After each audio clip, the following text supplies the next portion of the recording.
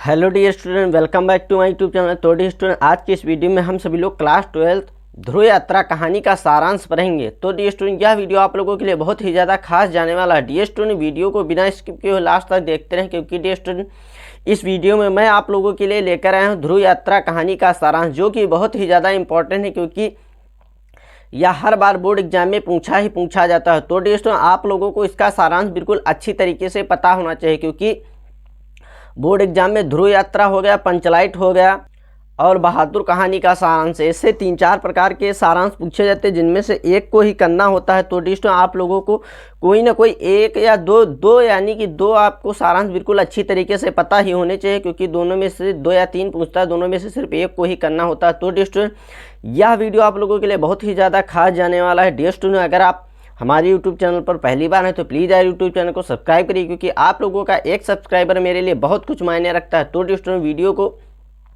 Like करिए तथा channel को सब्सक्राइब जरूर करें, क्योंकि मैं आप लोगों के लिए इसी तरह के वीडियो लाता रहता हूं। अगर आप क्लास 10th व 12th का किसी भी प्रकार की कोई वीडियो देखना चाहते हैं तो हमारी यूट्यूब प्रोफाइल पर जाकर अन्य वीडियो को भी आप देख सकते हैं। ध्रुव यात्रा कहानी का सारांश, जो कि बहुत ही ज़्यादा इम्पोर्टेंट है, इसमें जो है राजा रिपु दमन की कहानी का जो है वर्णन किया गया है, और इसके लेखक श्री जैनेन्द्र कुमार जी हैं। इसको ज़्यादा रटने की ज़रूरत नहीं, बिल्कुल थोड़ा सा मन लगाकर समझने की ज़रूरत है। अगर आप मन लगाकर समझने की कोशिश करते हैं तो यार लिखने या याद करने की ज़रूरत ही नहीं, क्योंकि ये एक तौर पर कहानी है जो बिल्कुल अच्छी तरीके से आप लोगों को समझ में आ जाएगी। तो आप बिना यानी कि आप लिखने की कोई ज़रूरत ही नहीं, बिना लिखे ही आप इसको तैयार कर सकते हैं। तो यहाँ पर बिना किसी देरी के शुरू करते हैं अपनी इस वीडियो को। जैनेन्द्र कुमार द्वारा लिखित यह एक प्रसिद्ध कहानी है, यानी कि इसके लेखक, ध्रुव यात्रा कहानी के लेखक कौन है? तो श्री जैनेन्द्र कुमार जी जो हैं इसके लेखक हैं, और यह एक बहुत ही प्रसिद्ध कहानी है। इसमें राजा रिपुदमन की यात्रा से सफलतापूर्वक लौटने का वर्णन किया गया है। यानी कि क्या किया गया, इसमें जो एक राजा रिपुदमन होते हैं और वो यात्रा पर गए होते हैं, वहाँ से सफलतापूर्वक लौटने का वर्णन इस कहानी में किया गया है। राजा रिपुदमन उत्तरीय ध्रुव की यात्रा सफल करके यूरोप के नगरों में जहाँ जहाँ रुके वहाँ उनका बहुत अच्छे से सम्मान किया गया। यानी कि राजा रिपुदमन उत्तरी ध्रुव पर गए थे, और वहाँ से जब वो अपनी यात्रा को पूरा करके लौट रहे थे, तो लौटने के बाद वह जहाँ जहाँ रुकते थे वहाँ उनका बहुत अच्छे से सम्मान किया जाता था। डियर स्टूडेंट, थोड़ा सा समझने की कोशिश करना, बिल्कुल आसान शब्दों में है, जितना हो सकेगा उतना आसान शब्दों में आप लोगों को बता रहा हूँ, बिल्कुल अच्छी तरीके से आप लोगों को याद हो जाएगा। इस खबर को अखबार में पढ़कर उनकी प्रेमिका उर्मिला बहुत प्रसन्न हो गई। यानी कि जब यह खबर, यानी कि ध्रुव यात्रा कहानी का जो मेन पार्ट है वो राजा रिपुदमन का है, और जब वो यह खबर पढ़ा कि यानी कि राजा रिपुदमन जो है उत्तरी ध्रुव की यात्रा को सफल करके लौट रहे हैं, और वह जहाँ जहाँ रुकते हैं उनका बहुत स्वागत किया जा रहा है, यह खबर जब उसने यानी कि उर्मिला ने अखबार में पढ़ा, तो उनकी पत्नी, उनकी प्रेमिका यानी कि जो उनसे प्रेम करते हुए उर्मिला बहुत प्रसन्न हो गई।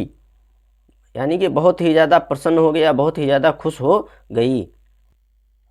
लौटते समय राजा रिपुदमन आचार्य मारुति से मिलने गए। यानी कि जब वो यात्रा पर से आ रहे थे तो जो है आचार्य मारुत से मिलने गए, यानी कि राजा रिपुदमन जो है आचार्य मारुत से मिलने गए, क्योंकि आचार्य मारुत जी जो बहुत ही ज़्यादा प्रसिद्ध आचार्य थे। वहाँ पर दोनों लोगों के बीच में बहुत देर तक बातचीत हुई। यानी कि आचार्य मारुत और राजा रिपुदमन के बीच में काफ़ी देर तक बात होती रही। रिपुदमन विवाह को बंधन मानते हैं, किंतु प्रेम से इनकार नहीं करते हैं, क्योंकि रिपुदमन जो है क्या होते हैं, विवाह को बंधन मानते हैं किंतु प्रेम से इनकार नहीं करते हैं।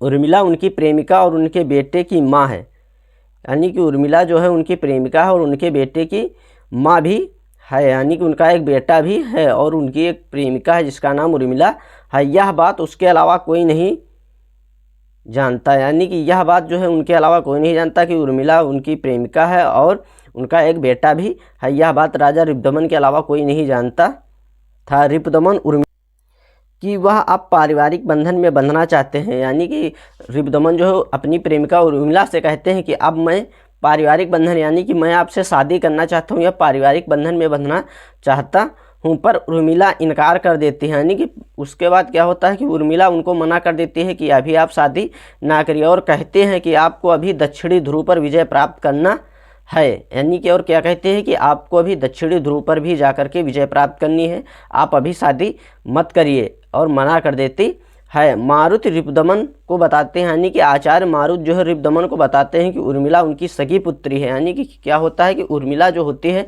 वह आचार्य मारुति की जो है सगी पुत्री होती है, जिससे रिपुदमन जी प्रेम करते हैं।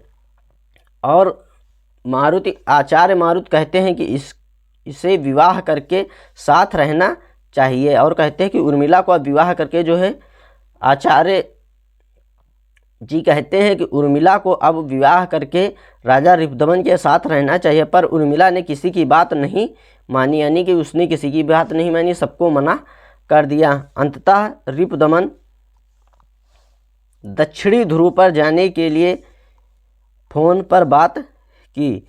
यानी कि क्या होता है कि जब उर्मिला नहीं मानती है तो राजा रिपुदमन जो है दक्षिणी ध्रुव पर जाने के लिए भी तैयार हो जाते हैं, और उन्होंने अमेरिका में फ़ोन पर बात की। डियर स्टूडेंट, थोड़ा सा समझने की ज़रूरत है, जितना हो सकेगा उतना आसान व सरल शब्दों में आप लोगों को बता रहा हूँ। डियर स्टूडेंट, वीडियो बहुत ही ज़्यादा इंपॉर्टेंट है, वीडियो को बिना स्किप किए लास्ट तक ज़रूर देखते रहें।